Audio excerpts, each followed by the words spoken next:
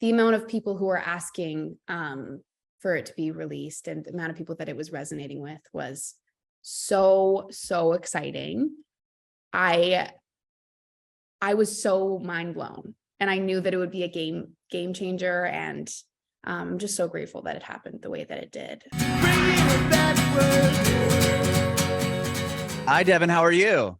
Hi, Adam. I'm good. How are you? I'm fantastic. I appreciate you doing this today. Thank you so much. Are you kidding? This is a dream. I watched your interview with Ash last night, and oh, cool. So I feel like I'm living vicariously. I feel like I know Ash because we're talking. Oh, so, that's awesome. I love that. That's so cool. Yeah, she was super awesome. Yeah, I'm a big fan of hers. Big fan. Very, How are you? I'm all right. I'm doing really well. I'm in Nashville and we have a tornado warning right now. So that's kind of interesting. Oh no. Oh my gosh, that's horrible. It's all right though. Are you staying safe? I am. My wife and the kids are downstairs. So if you hear like gnarly sirens and then everything just goes off, then that's because there's literally a tornado close by. Okay. Oh my gosh. But we should be good. We should be good. It's supposed to lift up at 1 p.m. here, but whatever. Okay. Can I speak my truth about something? Of course you can. This is really insensitive because you're like in the thick of it right now, but I've actually always wanted to be in a tornado or in some sort of natural disaster. Is that right? Yeah, just for the chaos of it all. Like I would love to go into a bunker and just hide out with my family. That's horrible because you're in the middle of it. I'm sorry. It's okay. We've had I'm originally from San Diego, and so I mean earthquakes were a thing, but I feel like luckily enough growing up, I mean I felt a few, but it was never like you talk to people from the Midwest or other places in the world, they're like, oh my gosh, earthquakes, and it's like, yeah, but they're like so few and far between. It's more fires that were like the thing that would, Okay, yeah.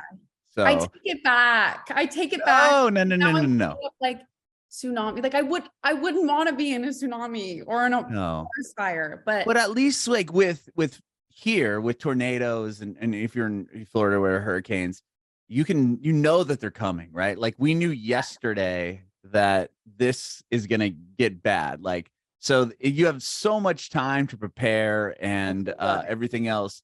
But like they canceled my kid's school today because they're like, oh, it's the winds. And I mean, likelihood is like slim to none, but you never know, right? You just gotta be careful. Stay home from school. That's nice. Sometimes we would get that in Canada if it was like really, really cold. Okay. It'd be like the best day ever. A snow day. Did you have a lot of snow days? I had a few growing up. Not so much because of the snow, but because of how cold it was. And it was threatening to be outside. Yeah. What part of Canada? I was born in Toronto, raised in Calgary, Alberta, which is just above Montana. And the winters there are very brutal. I was gonna say, isn't there a lot of snow? Like, or is it just you're so prepared that the bus could still get to school, or you could still get to school? I could still make it to school. I did take public transit if my parents wouldn't drive me, but could still make it. We're prepared. It's very rare that there's a snow day because we're so used to it that, like, I feel like in other places, if it's 2 centimeters of snow, it's like considered a snow day. No. Oh, here, it like if it sticks to the ground, people freak out.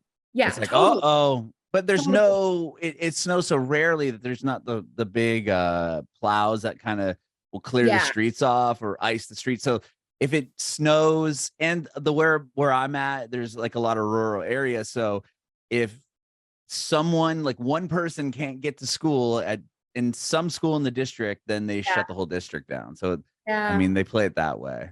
Yeah, totally. I love that though. I love that. It's cool. My kids love it. I love that. Nice day home from school. That is the best. It's the best. Yeah, it's just unfortunately they can't go outside right now just the wind. I guess it's supposed to be gnarly, but yeah, don't take them outside today. Stay at home. That's so sweet. Yeah. Are you celebrating something? There's like a champagne bottle on the roof. and that you've got another And a balloon. little star. Yes. My mom got me those balloons like 2 weeks ago. When I when I found out I was nominated for a Juno. Wow, that's Yeah, amazing. it was so sweet. And we're just seeing how long it can last. Um, up there for a few weeks now. Yeah, just leave it up. Maybe they'll last till the Juno Awards. I think they will. I think they will. I think there's been no signs of deflation whatsoever. So I think they That's will. good. Yeah. That's good. So you said you're born in Toronto but raised in Calgary? Okay. Yes. So aside from the weather, what was it like growing up there? Oh my goodness. It's a big city, but it very much has a small town feel, especially the neighborhood that I grew up in. Everybody kind of knows everybody. The parents went to elementary school together. Like it's very much. Oh, wow. Everyone's kind of stayed there, huh? Totally. Which was super fun growing up. But I reached a point where I thought I need to grow a bit, which is why I moved back to Toronto. I'm back in Toronto now. Okay. But it was awesome. We're like right by the mountains. I had an amazing group of girlfriends who I'm still friends with today. And it's gorgeous for like 5 months of the year. But I loved it. I loved it very much. I think it'll always be my hometown, but I'm a Toronto girly now, which has been good for my career, I think. Yeah, I was gonna say probably a lot more going on as far as music, Yeah. especially in Toronto. Mm-hmm. What about me? Do you come from a musical household, or are you the only musician in the family? My sister, who's 7 years younger than me, is actually a singer as well, and she has her own project. But my mom was in a band when she was in high school. Wow. So, and my dad is very much, he loves to give me my musical education whenever we're in the car. So he'll play like the 70s channel and tell me about all of the music. So they're both musical, both my parents, I would say. But I'm the only one who's, doing it full time right now. Okay. You said your mom was in a band. What did she play? Was she the singer songwriter? Like, do you know? She played guitar and she sang. Oh my God, I'm kicking myself because I don't remember the name. Oh, it was Voyager 5. That was the name of her band. Yeah. She grew up in a really, really small town in British Columbia, and they have the cutest pictures of the band. But yeah, she played guitar and sang. And she can still carry a tune to this day. Did she write the songs for the band? I don't actually know if they have original songs. Oh, it was mainly just really good covers. I think maybe it was covers. I need to ask her after this. I feel like a really bad daughter right now. No, I was just curious. And maybe she was if she was the songwriter, maybe she would help you out a bit with your songs. Yeah, I actually, my dad one time asked if he could help me.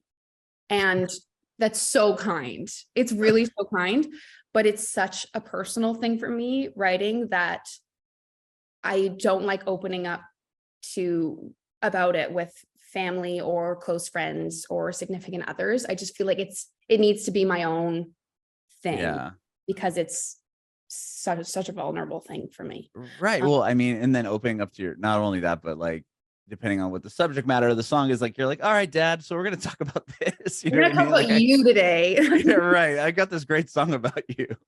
Yeah. But it's so sweet that that he offered it. I said he offered. Sure. Yeah. Well, where did you start off? What was the first instrument you learned how to play? Oh my goodness. I was in piano lessons in my youth, probably when I was like 8 or 9. But then he had to let me go because the piano teacher. Yeah. Okay. Because I wasn't learning anything, because I would just go there and bawl my eyes out. And I kind of used it as like a therapy session for an hour. Poor guy. You just can you like talk to him about your day or problems? Yeah. Whatever problems I had at like 9 or 10. I just felt like it was a super safe space, and he was so kind to me. And he would ask me, how are you? And then I would go, well, I'm actually not okay. So I didn't learn He's like, I'm sorry I asked. I didn't learn anything. and piano. I can play the chopsticks. And then I picked up guitar probably around 17 and taught myself, and it shows. Oh, wow. It shows. That's cool. Yeah. I'd say I don't know. Do you use it more as a vehicle to write? Was that kind of the reason behind yes, totally as a vehicle to write. And also I think there's nothing more badass than being able to own a stage completely alone.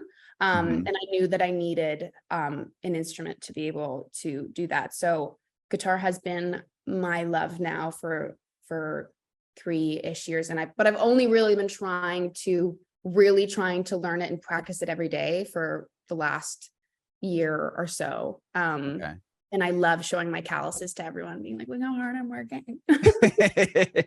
That's the hardest part, right? When you start learning, you're like, this sucks. My fingers hurt so bad.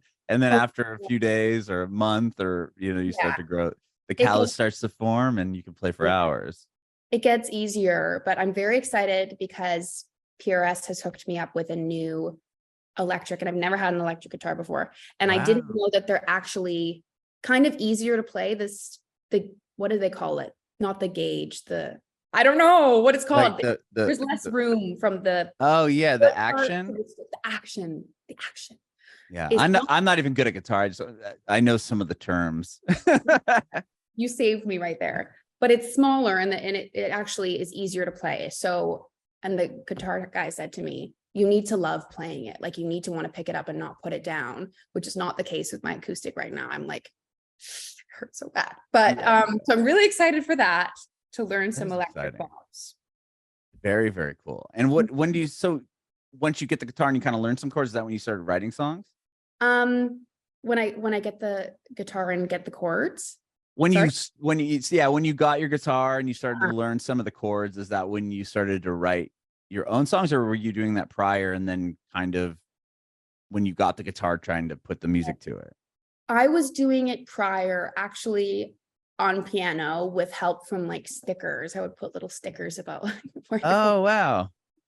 So I was doing it on piano. I remember that was kind of like my songwriting station when I was 15 or 16.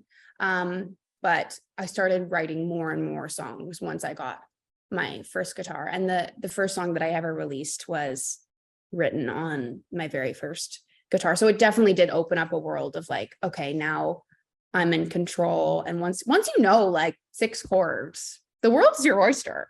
Right, right. It was very helpful for me. Was that the first one you put out? Was that July for the Whole Year? Yes, you're so sweet. Yes, it was. And I wrote that song when I was 16, about a boy who didn't love me back. And it was the first song that I started getting asked to play at gigs. I was gigging at like bars during university, and I would sometimes play original music, and people would come up to me and request it. It was wow.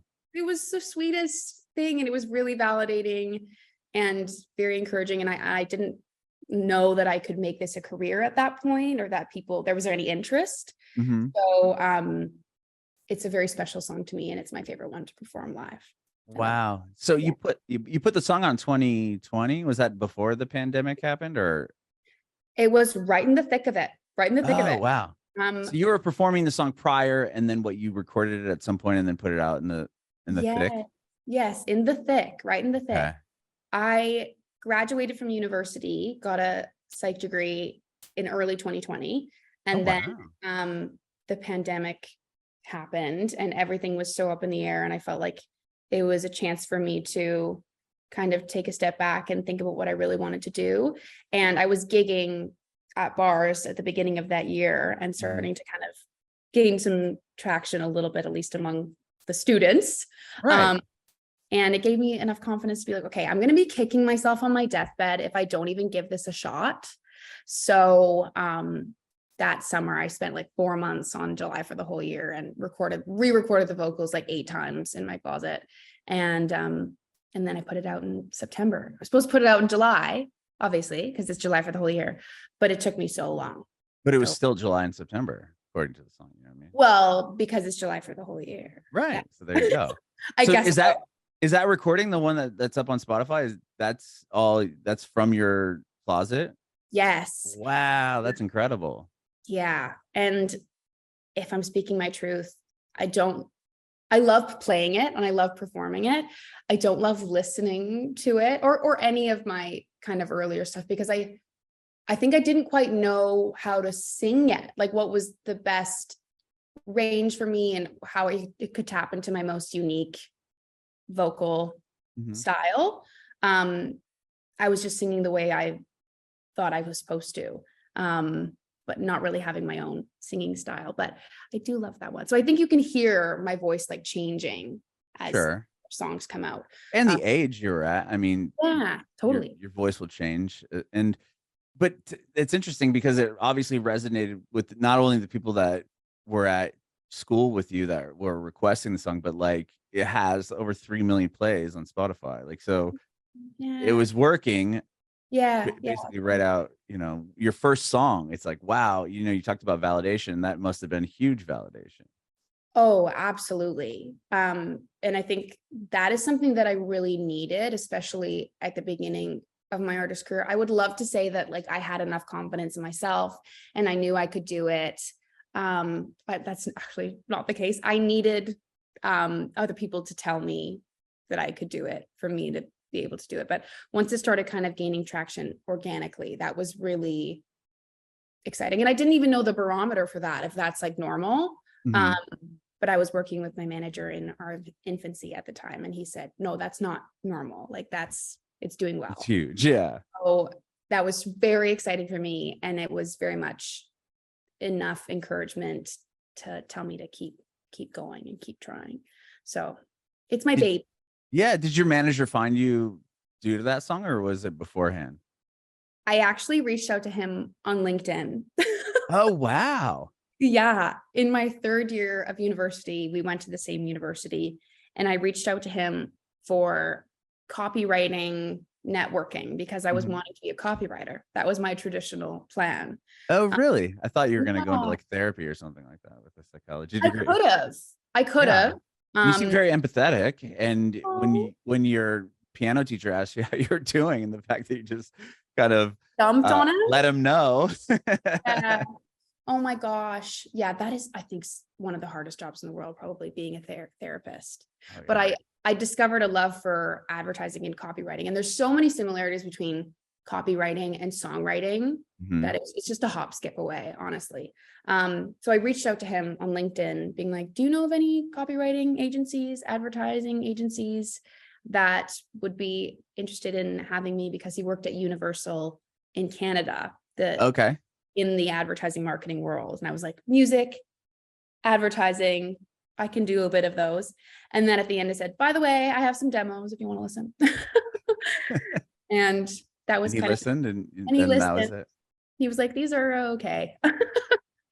But yeah, and then we started continuing working from that. That was in 2019, something like that. So 14 years ago. Wow. And then, so that was even before you had put out July for the Whole Year. Oh yeah. And thank God he like saw something in me and kind of took me on as a bit of a pilot manager project, because he wasn't managing anyone. He just started working at Universal, and he's like, what connections do you think I would have? Like, I think he was just stopped interning. I don't know. But, you're in the door. That's all that matters. Right? Yeah. You have the email address. Yeah, totally. You have the title. Right. But he's been my, number one support from the very beginning, and a very good source of validation. So wow. Yeah. So you put out an EP the following year, or is it an album? It's an album. It was 7 songs. Would you call it an album? Is that an album? I would consider it an EP. I think it's. Okay. I hope not in Spotify's terms that it's an album. It says album, but I just assume EP because it was 7 songs. Yes. On Spotify. But yes, a bit of an EP moment. Okay. That was I loved it. I loved that experience. It was kind of, I wouldn't say thrown together, but I think I wanted to release an EP to say that I had an EP. More so there was not, a theme behind it. There doesn't always need to be, but it just felt like the right next step to put out an EP. And I'm very proud of most of the songs on it. Oh, really? I think the whole album's good, or the whole EP is great. You Oh, say most of it. That's interesting. I'm very Um, hard on myself. And some songs we wanted to save some better ones for later on. So we had to replace them with some ones that I didn't love as much. But it was a very exciting moment for me. I am super proud of it. And some of the songs on there are still like my favorites that I've ever released, like Nobody's Baby and High and Dry. And I was just kind of getting to know myself and what I liked to write about at that time. So it's a nice little, it also is my baby. right. Party for one. You said you had some songs that you wanted to save for later. Have you put out any of those yet? Yes, like Okay. Uncall It. Oh, and Call It was one of those. One of them I wanted to put it on, but it would have been a deep track. And my manager said, we got to give it an opportunity to be a single. So Uncall It was one of them. And then I got signed shortly after that because of W.I.T.C.H. So I have some songs. Wow, that song just it's so creative. I mean, just using the acronym. I was like, whoa, like I hadn't heard it, and I was like, oh, that's cool. Like which, okay, and then like the whole premise of the song and how you utilize it in the way you did, it's brilliant. With that, I mean, did you like how did that start? Like, did you put a snippet of it like online or like on TikTok or something, and then people started to care because you had like 300,000 pre-saves. Like that is mind blowing. It was bananas, Adam. It was bananas. It was a bananas time. It started, I had that idea, that title idea for a while because I'd heard it on an episode of RuPaul's Drag Race. And I was like, that is a title. But I was waiting. Yeah, inspiration can come from anywhere. But I was waiting for the right beat, I guess, or the right vibe of track. So sometimes I hold on to ideas until I find the right instrumental and it feels like it clicks. And then I found John Mark Nelson's quick call to duet, which was like a very bass heavy, funky thing. And immediately I knew that it would work. And so I recorded it like the next day and it went viral, which was very exciting. The most viral I've ever been in to this day. And just I don't want to say demand because that sounds so bad, but the amount of people who are asking for it to be released and the amount of people that it was resonating with was so exciting. I was so mind blown and I knew that it would be a game changer. And I'm just so grateful that it happened the way that it did. And John Mark is so amazing. And I owe a lot of its success, all of its success pretty much to that track. So he's awesome. And he lives in LA. Wow. So you said it went viral fairly quickly then, right? You put it out and then what, did you go to sleep and wake up and your phone was dead because it had so many notifications or like, what was there any like how quickly did you start noticing that it was going crazy? Almost instantly. Really? Yeah, I think within I think I know if something's going to go even a little bit viral within the first like 10 minutes of posting it. If it catches on the For You page. And it started happening pretty quickly, but it just didn't stop. I thought it would stop at some point. And it just kept going and going and going. And I'd be in band practice, like checking it, being like, oh my God, it still hasn't stopped. I would walk home from band practice with my manager and it would still be going. Anyways, it was just so exciting. And we were wow. It was incredible. And we were in New York the next week for like meetings with labels. I think that's kind of how it happens these days. But yeah, I mean, especially it's like, okay, this is happening. Like it's you have a massive like focus group of people that are either going to like it or not, and there's no rhyme or reason behind it. Really, it just lands in the internet, and then okay, we like this, and then it starts to be other people start to see it, and just to watch kind of how TikTok has done that throughout the past, only a couple of years, it's just changed the game completely. It's totally changed the land. Not that I knew the landscape before, but it's such a wonderful and empowering time to be an artist because of the nature of the internet and how quickly things can catch on fire if you just keep trying. And I think that's been a success story for a lot of artists lately, that one song will really take off, and then not that they're set, but that they have an audience now that they can continue releasing stuff. And it's just great. I think it's very empowering for artists. It's a very level the playing field. Yeah, I was gonna say it's a level playing field. But to what you just said, where you have a lot of eyes on you, but there's a lot of artists that will have that massive song, and then the next thing they do, like it just the window is already closed, right? And then their time is unfortunately it could be over quickly. But then when you put out Hey Cowboy, it's also has like nearly 4 million streams on Spotify. So to continue like to and I wonder if that was something that you were at all thinking about, right? Like you had this huge song with W.I.T.C.H, and then it's okay, does anyone still care? Like did you not think about that? I thought about it immediately. As soon as it started happening and as soon as we put it out, I immediately was starting to think, I need to just enjoy this high while I'm having it, because I feel like I knew it was going to be like a standard that I wanted to reach for myself personally. Like that I don't think a song is doing well unless it's doing better than W.I.T.C.H, which is impossible and so much pressure to put on anybody.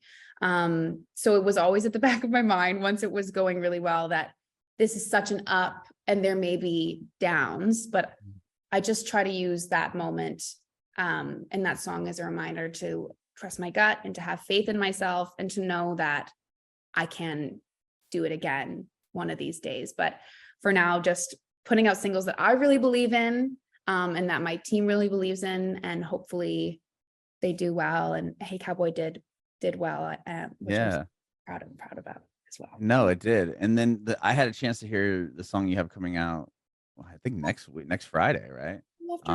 Yeah, Call You After Rehab. And just from the quote that I read of yours, you said it's kind of your most vulnerable song to date, and I want to hear about your experience with the song.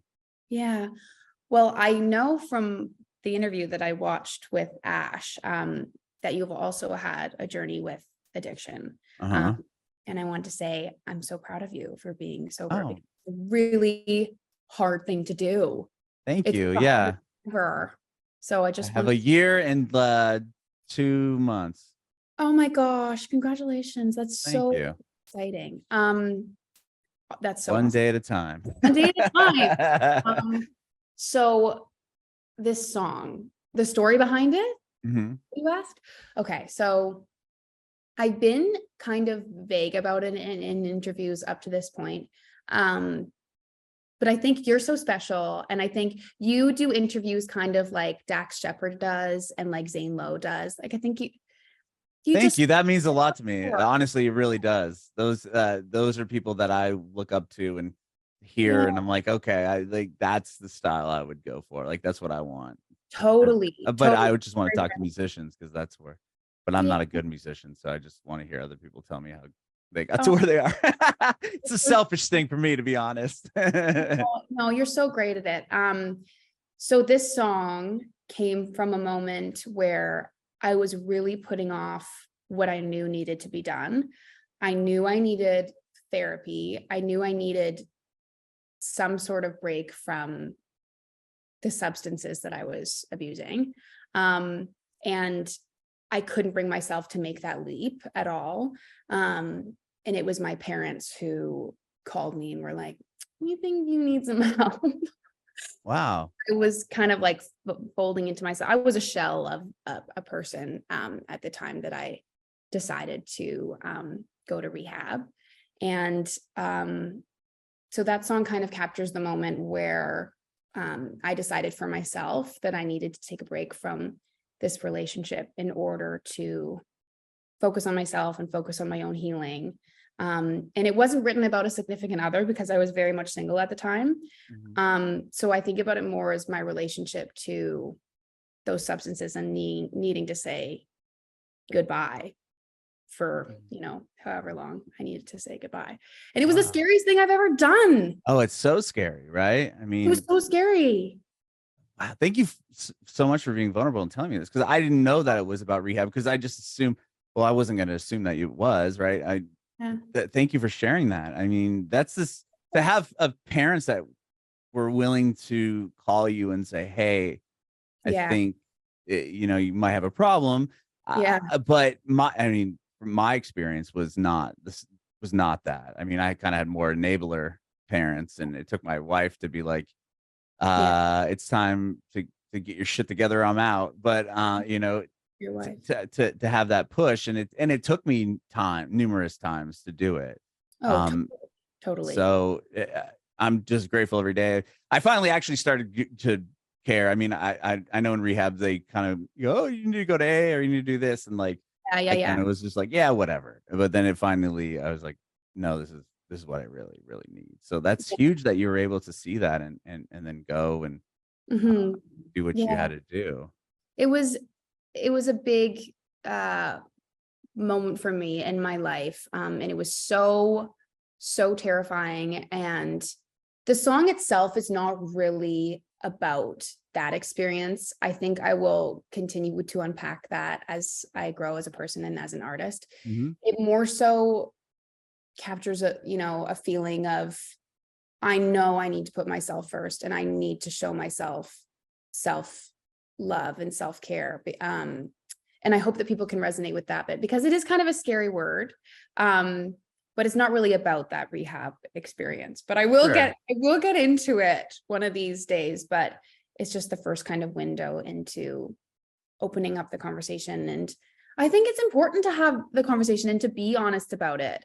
I was afraid about talking about it so bluntly, but last week I just kind of snapped out of it, and I was like, you only live once. It's probably going to help somebody.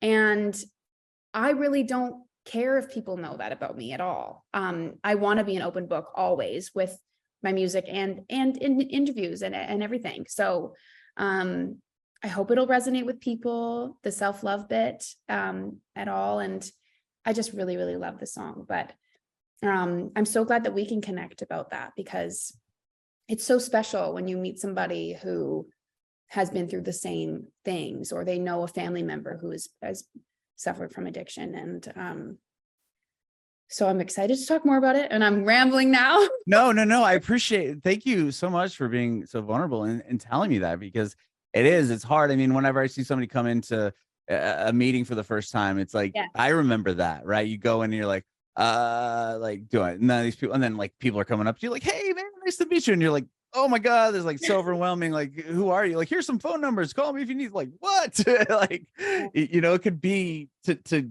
even take the first step to doing anything of that matter. I mean, it's crazy. I mean, I feel like my life has changed 100%, and I didn't realize how bad it was until like, you reflect on it after the fact. It's interesting. Totally.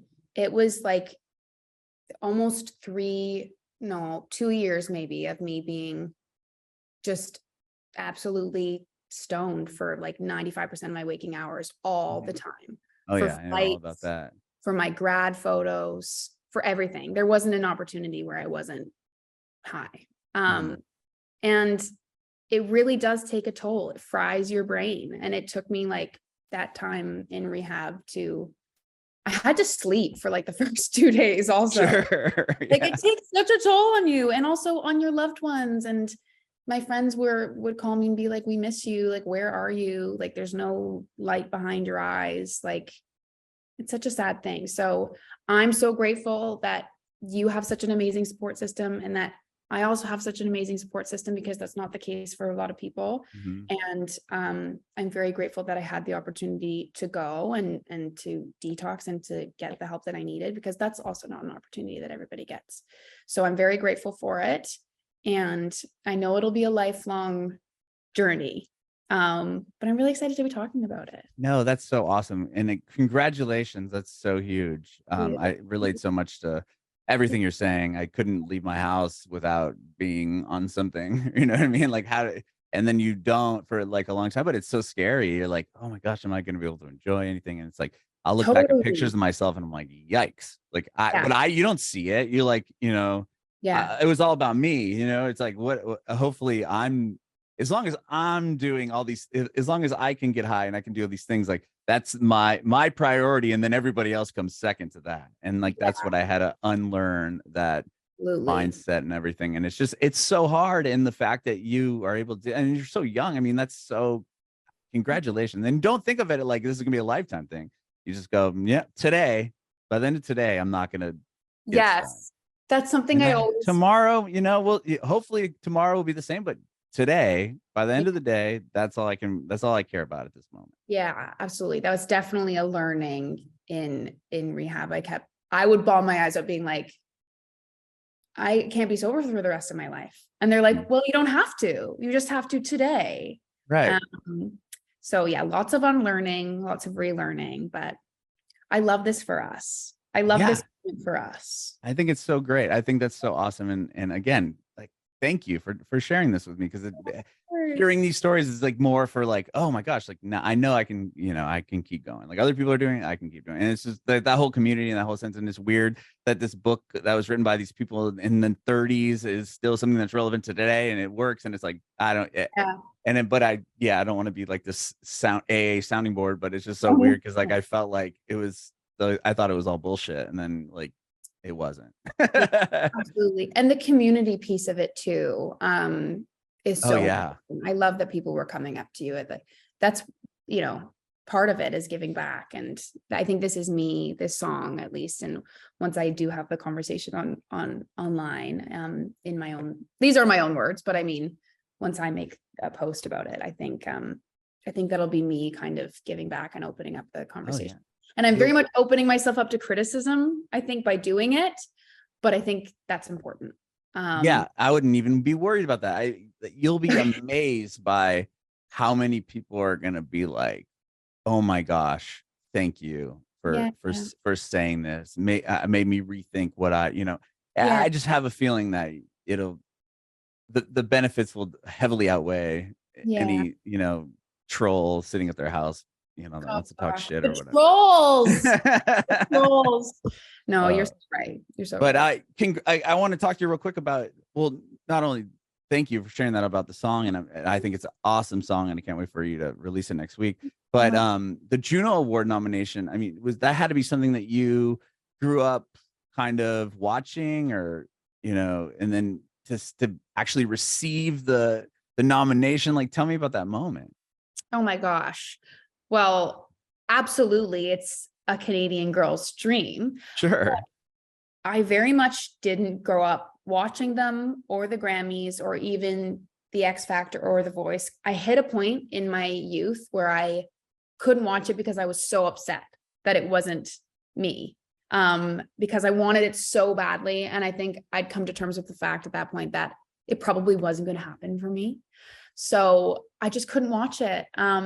And now cut to me being nominated for a Juno, which is like the most exciting music award in Canada. I think it's sure the most exciting music award. It's incredible. It's incredible. And I know that my younger self is screaming. I hear her screaming from excitement. And I'm just so honored to be nominated and to be even amongst the names that are going to be there. I can't wait to see people that I'm a fan of from a distance. Like, I think Avril Lavigne's going to go. I hope she does. Yeah. Oh my God. I'm so excited. And you get to be there and everything. I mean, to be in the nomination you have Breakthrough Artist of the Year. That's so big. Yeah. I'm really the winner of Breakthrough Artist of the Year last year, Jessia. I saw her get her nomination. I think it was over the radio or something, because they weren't able to do a nomination ceremony like they did this year. And I remember seeing that and just being so proud of her and knowing that I could potentially one day have that, but I didn't know who would be the next year. So it happened very quickly, but I'm just so excited. I screamed at the top of my lungs when they said my name. I wish I took a video of it, but I didn't know if I was going to be nominated at all or for what category. So Yeah, I was gonna say, do you probably have, you're kind of like, I don't there's a chance because my song is doing well or I'm doing well, but you don't have any clue, right? No, I didn't know. But I had a feeling because they invited me to the nomination ceremony. So I was hopeful. I'm like, yeah, right. maybe. But yeah, and for Breakthrough Artist of the Year, that's a very exciting category, I think. And really, again, just a source of validation and encouragement, and hopefully the first of many. We'll see. Yes, no, for sure. Yeah. I just want to ask real quick, because you said when you didn't like watching The Voice or American Idol or whatever it was, those shows, because did you ever try out for it, or it wasn't even you just like watching it like, I can do it, or was it kind of just one of those experiences you had with it? I don't, just curious. Well, Canadian Idol stopped being a thing when I was probably around the time where I could have tried out. I also think it was not very good. I think you can try out for The Voice and these things when you're from a different country, but I would try online and then get so discouraged because it would say like, you need an address in the States or something. I would just get overwhelmed. So you would do an audition, and then when you went to submit it, it wouldn't give you the opportunity? I would just read. The farthest I ever got was just reading up on it. Oh, got it. Me like, oh, you should try out. And then I'd be like, yeah, maybe. But I think the universe had another plan for me. Yeah, I think you were better off. Yeah. And I also think I had a lot of growing to do before I could start an artist career or even be in front of a camera at all. My teens were very much some dark years for me. I don't think I was ready to do it. And I think my body knew that because I had a visceral reaction to like watching it, but that's so rude of me. Like, you can't share in other people doing it. Like, I took it so like, I wish that was me, but now it is. So it's okay. It's all okay. Wow. Well, I hope, do you know when, you have to know when the awards are. I was going to Google it, but if you They're know on off the top of your head. 13th. 13th of this month? Yes. Oh, wow. You guys do it quickly, because the Grammys are like the nominations and you wait around forever. Yeah. Like, it's a super quick turnaround. I don't even know what I'm wearing yet. Oh, wow. That's cool. That is going to be so much fun. Are you bringing mom? I'm bringing my mom, my dad's coming, my siblings are coming. Wow. The whole team. That's awesome. Well, I'm gonna set an alarm on my phone for the 14th. Okay, to see if you won. Okay. Well, I don't know if I can watch it. I don't have Canadian TV. I don't even know how you watch it. Maybe I can watch it on the internet. Okay. I'll try to find it on the internet on the 13th, and if I can't get in through the firewall or whatever, then I'll just double check on the 14th. Yeah, it'll probably be on YouTube by the 14th. Oh, there you go. The categories of who's won. Who won? Okay, I'm gonna make sure, and I hope you win. And you have to go up and give a speech and everything. If you do, you do have to go up and give a speech. And I'm not assuming anything. I think I have. You have to be prepared, right? I mean, there's obviously a chance if you're on the thing. Yeah, there's a chance, but I have prepared a little tiny something. And I was in an interview the other day, and they said, "Can you say it for us?" And I butchered it, even in that moment. So I need to do more practicing. I'm not going to ask you to do that. You can save it for this thing. Okay. Ask me, please. And so, I mean, obviously you have the song coming out on Friday, and after that, do you have a bunch of other songs like ready to go? Like what's the next, few months look like? Call You After Rehab is the first song in a bit of a rollout moment for us. Amazing. I've been writing for the past year, some songs that I had before I was signed and post getting signed that I'm so excited about. Like, there's not a single one that I'm not so overjoyed about. So Call You After Rehab will be the first in a bit of a rollout schedule. And there's some really exciting, more upbeat songs along the road. But this is kind of the first sentimental, slower song that I've ever released. So I'm really excited about it and just proud that it's happening at all, no matter what the outcome is or how well it does. So I'm really proud of it, and hopefully working towards a larger body of work. When that's coming out, I don't know, but I think it'll be an EP. Awesome. Well, I Yeah. cannot wait. What are you doing? Like, what about shows? Are you coming to the States and playing so we can go see you, or what? Oh my gosh, I would love that. I'm joining a band called Valley on. Oh, I've had them on my show. They're great. They're great. Yeah. They're fun. They are so fun, so sweet, all of them. And I am a massive fan. I'm going to be opening for them on the Canadian leg of their tour Wow. this spring, just after the Junos, kind of. Mhm. And I'm manifesting and fingers crossing that I'll be opening for somebody in the fall, hopefully on a US tour. That would be amazing. It's on my goal list. But hopefully I will be doing some shows in the States. Wow. Well, that's Yeah. so awesome that you're on the shows with Valley. They're Mhm. amazing. And when I interviewed them, they were, I mean, they were big and a good band, but I feel like they've just skyrocketed over the past, couple of years. So Yeah, they're cool to really see so artists like that. they're so cool. And I've never met a band before. So I've never seen, what the dynamics are. They're all just close, and they go to band therapy. I don't know if I'm allowed to say that. But Sure. everyone would be mad at me. But they go to band therapy. That's the coolest thing I've ever heard. Yeah, that's amazing. I I can't love remember if they talked about that. I know that they were very open with me, so they might Yeah. have already shared that, but that's They so cool. I think they'd be okay with it. I'm I not gonna think tell so. them that I said it though. They'll I have to- won't either, don't worry.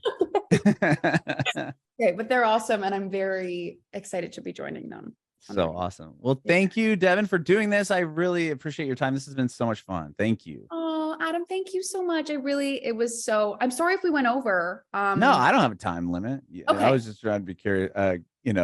Your time is important. So Oh, no, you're so sweet. Thank you so much for having me. This was one of my favorite interviews literally ever. You're doing such a fantastic. Oh, awesome. You give me Dax energy. That honestly, that's such a huge compliment. Like you don't even know. Thank you. Oh, thank you. But I'm gonna bug you for one more question before I Okay. let you go. Do you have any advice for aspiring artists? Oh, advice for aspiring artists. I love that question so much. I would say trust your gut, and don't give up. And if you're posting online, which you should be, try not to get discouraged if things aren't happening as quickly as you want them to be happening. Just keep trying, and trust yourself, because you know what you're doing. You know what you're doing. And that's all. Bringing it backwards.